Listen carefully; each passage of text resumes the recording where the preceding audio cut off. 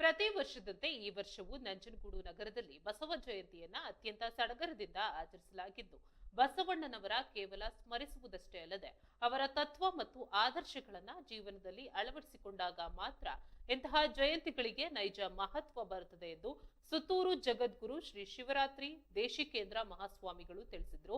ನಗರದ ಜೆಎಸ್ಎಸ್ ಕಲ್ಯಾಣ ಮಂಟಪದಲ್ಲಿ ಅಖಿಲ ಭಾರತ ವೀರಶೈವ ಲಿಂಗಾಯತ ಮಹಾಸಭಾ ಹಾಗೂ ವಿವಿಧ ಸಂಘ ಸಂಸ್ಥೆಗಳ ವತಿಯಿಂದ ಹಮ್ಮಿಕೊಳ್ಳಲಾಗಿದ್ದ ಬಸವ ಜಯಂತಿ ಕಾರ್ಯಕ್ರಮವನ್ನ ಉದ್ಘಾಟಿಸಿ ಶ್ರೀಗಳು ಮಾತನಾಡಿದ್ರು. 12ನೇ ಶತಮಾನದಲ್ಲೇ ಪ್ರಜಾಪ್ರಭುತ್ವದ ಮಾದರಿಯಲ್ಲಿ ಅನುಭವ ಮಂಟಪವನ್ನ ಸ್ಥಾಪಿಸಿದ ಬಸವಣ್ಣನವರು ಮನುಷ್ಯರ ನಡುವಿನ ಬಾಂಧವ್ಯ ಬೆಸೆಯಲು ಶ್ರಮಿಸಿದ್ರು. ಮೇಲು ಕೀಳು ಎಂಬ ಭೇದವಿಲ್ಲದೆ ಸತ್ಯದ ಪರಾಮರ್ಶೆ ನಡೆಸುತ್ತಿದ್ದ ಅಂದಿನ ಶರಣರ ಸಂಸ್ಕೃತಿ ಇಂದಿಗೂ ಪ್ರಸ್ತುತವಾಗಿದ್ದು, 21ನೇ ಶತಮಾನದ ನಾವುಗಳು ಕೇವಲ ಸ್ಮರಣೆಗೆ ಸೀಮಿತವಾಗದೆ ಅವರ ವಚನಗಳನ್ನ ಬದುಕಿನಲ್ಲಿ ಅಳವಡಿಸಿಕೊಳ್ಳಬೇಕು ಎಂದಿದ್ದಾರೆ.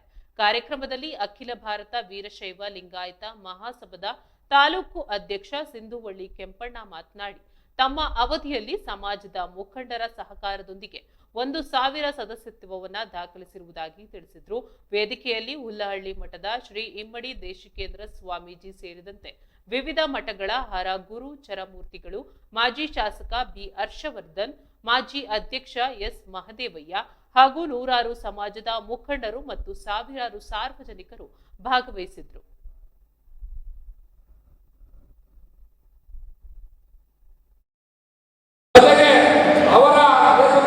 ನಮ್ಮ ಶ್ರೀಗಳು ಯಾವುದೇ ಆದೇಶ ಮಾಡಬೇಕಾದ್ರೆ ನಮ್ಮ ಗೌರವಾಧ್ಯಕ್ಷರು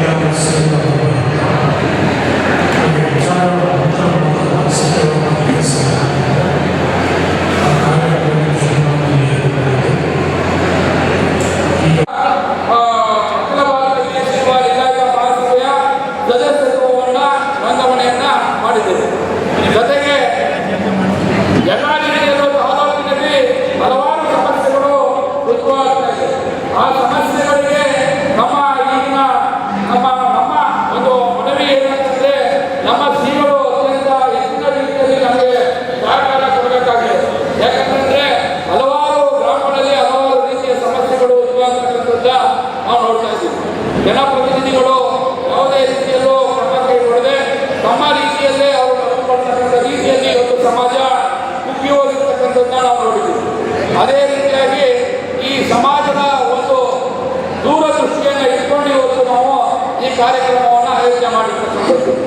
ನನಗಾದರೂ ತುಂಬ ಈ ಕಾರ್ಯಕ್ರಮದಲ್ಲಿ ಪ್ರಾಥಮಿಕ ಗುರಿಯನ್ನು ಹಾಕತಕ್ಕಂಥ ಸಂದರ್ಭದಲ್ಲಿ ನೋಡಿದ ನಾನು ಹೇಳತಕ್ಕಂಥದ್ದಿಷ್ಟೇ, ನಾವು ಯಾವುದೇ ಊರಿಗೆ ನಿಮ್ಮ ಕಷ್ಟಕ್ಕೆ ಸಮಾಜದ ಕಷ್ಟಕ್ಕೆ ಸ್ಪಂದನೆ ಮಾಡಲು ಸಹ ಈ ಬಸವ ಜಯಂತಿ ನಾವು ಈ ತಾಲೂಕಿನಲ್ಲಿ 1,20,000 ಜನಸಂಖ್ಯೆ ಇರತಕ್ಕಂಥ ಈ ತಾಲೂಕಿನಲ್ಲಿ ಬಸವ ಜಯಂತಿ ಕಾರ್ಯಕ್ರಮಕ್ಕೆ 7,000-3,000 ಜನ ಬರ್ತಕ್ಕಂಥದ್ದು. ನಿಮಗೆ ಬಸವ ಜಯಂತಿ ಬಗ್ಗೆ ಬಸವಣ್ಣನವರ ಬಗ್ಗೆ ಅಪಾರವಾದ ಗೌರವವನ್ನು ನಾವು ಇಟ್ಕೊಂಡು ನಾವು ಭಾಗವಹಿಸಬೇಕು ಅಂತ ಹೇಳ್ತಕ್ಕಂಥ ದೂರದೃಷ್ಟಿ ಇಟ್ಕೊಂಡು ಭಾಗವಹಿಸತಕ್ಕಂಥವ್ರು ನೀವೆಲ್ಲ. ಆದರೆ ಕೆಲವರು ಅಂದರೆ ವೇತನಗಳು ಮಾಡಿಕೊಡಿ, ವಾಹನ ಸೌಕರ್ಯ ಮಾಡಿಕೊಡಿ, ನಾವು ಬಸವ ಜಯಂತಿಗೆ ನಾವು ಬರ್ತೀವಿ ಅಂತ ಹೇಳ್ತಕ್ಕಂಥ ನಿಟ್ಟಿನಲ್ಲಿ ಹೇಳ್ತಾರೆ. ಆದರೆ